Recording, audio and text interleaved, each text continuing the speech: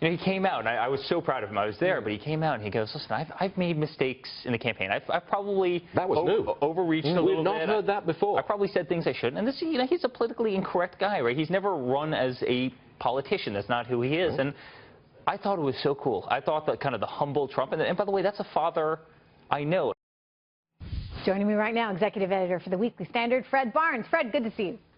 Good to see you, Trace. All right, we got a humble Trump now. And I would also point out a more presidential Trump in that he's down there in Louisiana talking to the people. It is a very powerful picture. He's down there while Hillary Clinton's quite literally phoning it in. She gives him a phone call after she sees Trump down there. And President Obama is still stuck up at Martha's Vineyard playing golf. Is this a new Donald Trump? I think it is a new Donald Trump. Now, it's going to have to last more than a day or two, but he's off to a good start.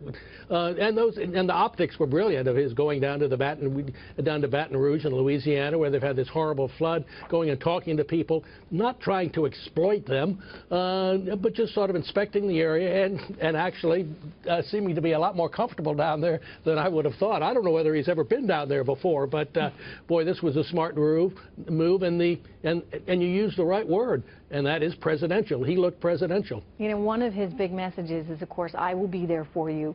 I will make sure that in times of need, I am doing what I need to do to make sure that you are taken care of.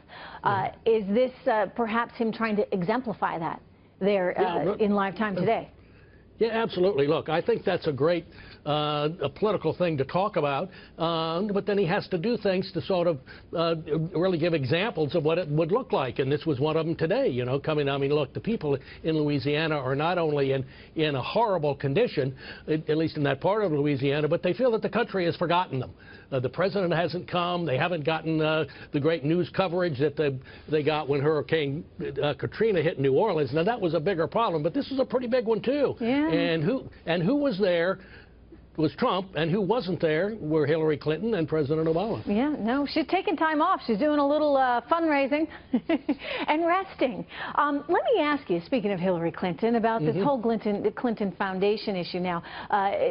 Basically, she and her husband are saying, well, look, you know, if she were to become president, he won't take any more speaking fees, and they will basically not be involved with this foundation anymore. And I guess my question to you, Fred, is, really? I mean, why doesn't it just stop now? And by the way, why didn't it stop when she was Secretary of State? Well, those are both good questions, and they didn't stop when she was Secretary of State because the family was still making all kinds of money, particularly with $700,000 speeches that Bill Clinton gave and so on. And there was, as we know now, there was a lot of activity going on between the State Department and Hillary's aides there and people at the Clinton Foundation. Look, these are very limited steps that they're even promising to take after Hillary's elected, if she is. So, and what they're really trying to do, Trish, is really clear. They know that there are real scandals and real problems with the Clinton Foundation that Trump hasn't even started talking about much yet, but surely will. And they're trying to just shove the Clinton Foundation under the rug and say, oh, it's going to be all right. We're going to really let somebody else take it over, and it won't really exist, at least in our hands later. Well, one thing I keep going back to, Fred, is, you know, look, I'm not saying she did anything wrong, but what she certainly did wrong was offer the appearance of doing something wrong. In other words, you think about federal judges, right? And they have to recuse themselves from cases if they have stock in a company that they are then making a decision on. Why? Not because they would necessarily vote the way that their stock portfolio would benefit from, but because there's a perception of that, Fred. And I think that we as Americans deserve at least the appearance of being squeaky clean from our leaders, do we not? Yeah, we do, and I think there was more than just an appearance, Trish.